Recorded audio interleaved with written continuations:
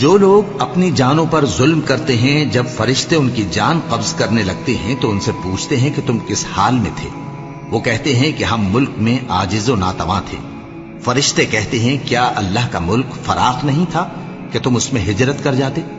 پس ایسے لوگوں کا ٹھکانہ دوزخ ہے اور وہ بری جگہ ہے لوٹنے کی۔ ہاں،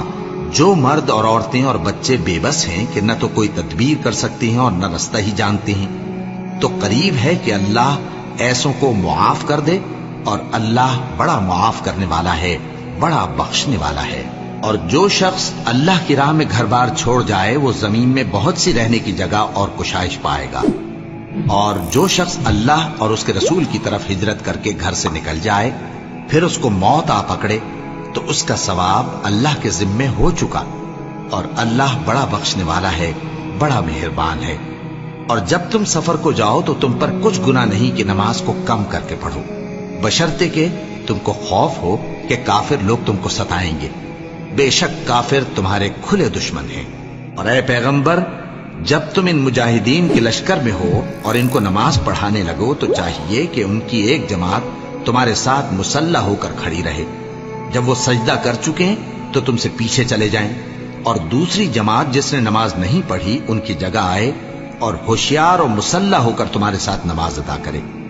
کافر تو چاہتے ہی ہیں کہ تم ذرا اپنے ہتھیاروں اور سامان سے غافل ہو جاؤ کہ تم پر یکبارگی حملہ کر دیں، اور اگر تم بارش کے سبب تکلیف میں ہو یا بیمار ہو تو تم پر کچھ گناہ نہیں کہ ہتھیار اتار رکھو، مگر اپنا بچاؤ ضرور کر رکھو۔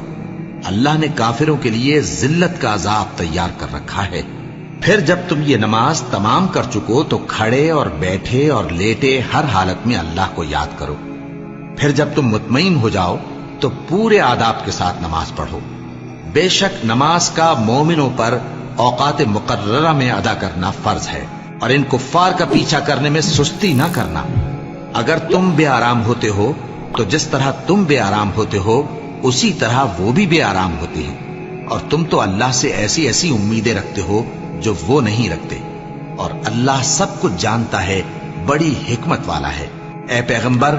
ہم نے تم پر سچی کتاب نازل کی ہے تاکہ اللہ کی ہدایات کے مطابق لوگوں کے مقدمات فیصل کرو، اور دیکھو دغابازوں کی حمایت میں کبھی بحث نہ کرنا، اور اللہ سے بخشش مانگتے رہو، بے شک اللہ بخشنے والا ہے، بڑا مہربان ہے۔ اور جو لوگ اپنے ہم جنسوں کی خیانت کرتے ہیں ان کی طرف سے بحث نہ کرنا، کیونکہ اللہ دغاباز اور گناہگار کو دوست نہیں رکھتا۔ یہ لوگوں سے تو چھپتے ہیں اور اللہ سے نہیں چھپتے، حالانکہ جب یہ راتوں کو ایسی باتوں کے مشورے کیا کرتے ہیں جن کو وہ پسند نہیں کرتا تو وہ ان کے ساتھ ہوا کرتا ہے، اور اللہ ان کے تمام کاموں کا احاطہ کیے ہوئے